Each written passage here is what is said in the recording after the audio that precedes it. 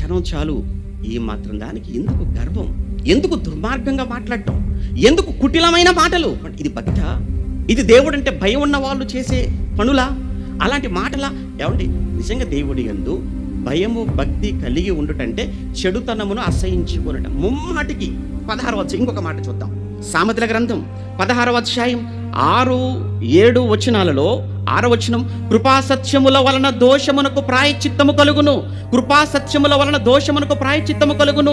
యెహోవా యందు భయభక్తులు కలిగి ఉండుట వలన మనుషులు చెడుతనము నుండి తొలగిపోవుదురు. తొలగిపోవుదురేమో అంటం లేదు, తొలగిపోవుదురు. కన్ఫామ్గా చెప్తున్నాడు ఆయన.